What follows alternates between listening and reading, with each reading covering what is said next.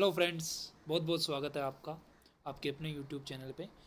सबसे पहले दोस्तों आपको 75वें स्वतंत्रता दिवस जो है उसकी ढेर सारी शुभकामनाएं। दोस्तों इस छोटे से शॉर्ट्स वीडियो के अंदर अपन बात करने वाले हैं कि जब भारत आज़ाद हुआ उससे पहले ऐसे कौन से शब्द, एक तरह से मैं कह सकता हूँ ऐसे कौन से नारे दिए गए थे जो अपने कहीं एग्जाम में भी पूछा जाता है कि भाई ये नारा किसके द्वारा दिया गया था, कौन से स्वतंत्रता सेनानी के द्वारा, कौन से क्रांतिकारी के द्वारा ये नारा दिया गया था।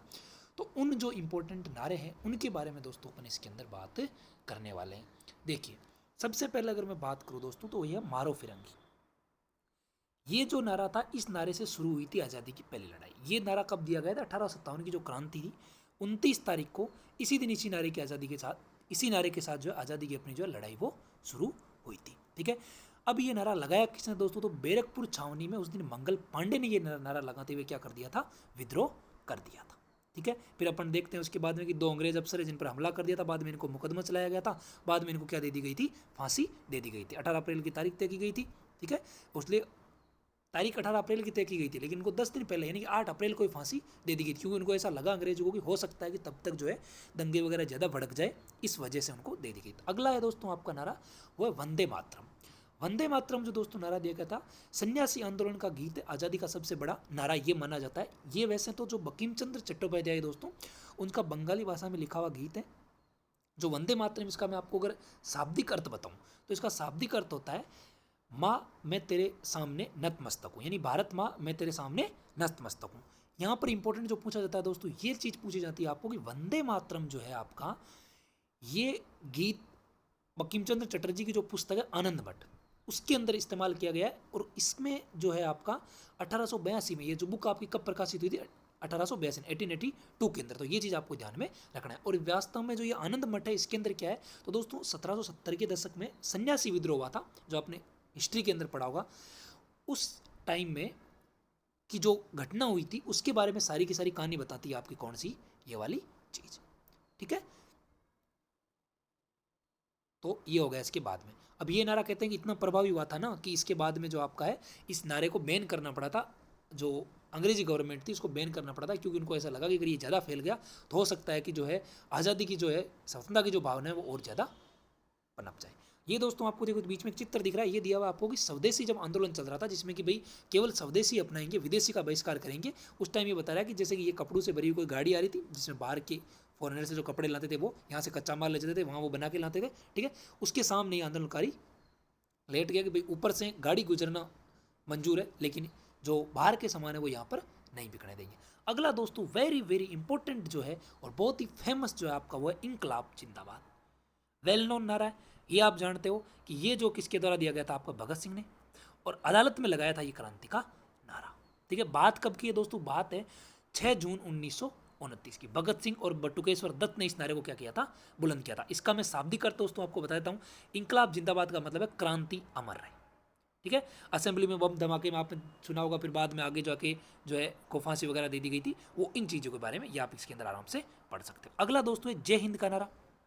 ये जय हिंद का नारा आपके द्वारा किसके द्वारा दिया गया था? सुभाष चंद्र बोस। ये वही सुभाष चंद्र बोस है जिन्होंने आज़ाद हिंद फौज की स्थापना की थी। हालांकि ऐसा माना जाता है कि प्रारंभ में जो आज़ाद हिंद फौज का जो मुख्य था वो मोहन सिंह करके कमांडर हुआ करता था, उसके बाद में इनको उसकी कमांड जो कमान है वो सौंपी गई थी। ठीक है, तो ये जो सारी की सारी चीज़ें इसके अंदर आपको दी हुई है। अब दोस्तों कुछ एक जो नारे वो और देखते हैं। पर अगला है आपका स्वराज मेरा जन्मसिद्ध अधिकार। बिल्कुल फेमस है, वेल नोन है।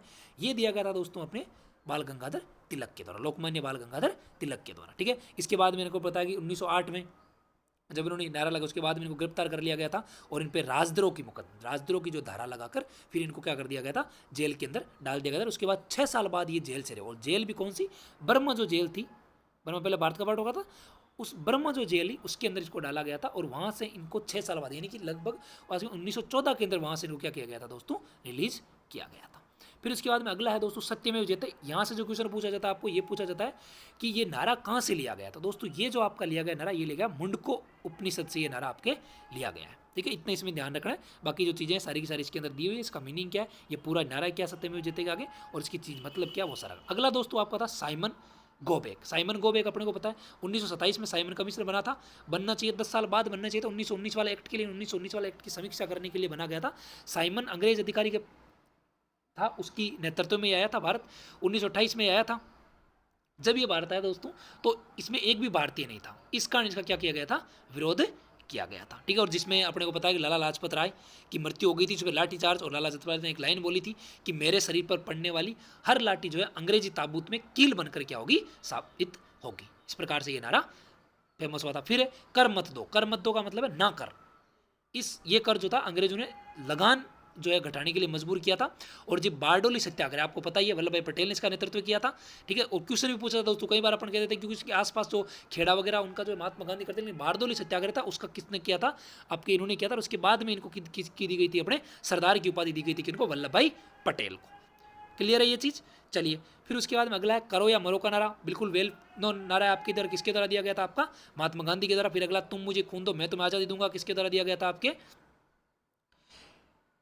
चलिए तो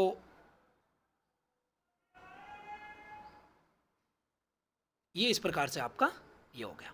ठीक है, नेताजी का था, सुभाष चंद्र, दो नेताजी के जय हिंद वाला और ये वाला तो आपको। अगला फिर देखिए इसके अंदर ये कुछ चीज़ें हैं जो आपको इसके अंदर पढ़ सकते हो। चलिए तो दोस्तों इस शॉर्ट वीडियो के अंदर आज में इतना ही, इस आप जूम करके आराम से जो इजी वे में पढ़ सकते हो। ठीक है, और अगर चैनल अभी तक आपने सब्सक्राइब नहीं किया तो चैनल को सब्सक्राइब कर दीजिए, ताकि ऐसे इंपॉर्टेंट चीज़ें आपको जो है बीच बीच में मिलती रहेगी। Thank you. और एक बार फिर से आपको 75वें स्वतंत्रता दिवस की ढेर सारी शुभकामनाएं। इसी प्रकार जब तक भारत में वीर सपूत है तब तक अपने को कोई टेंशन लेने की जरूरत नहीं है। ठीक है, आप अपना कर्तव्य पालन करते रहिए, वो भी एक तरह से देश की सेवा ही होती है। Thank you.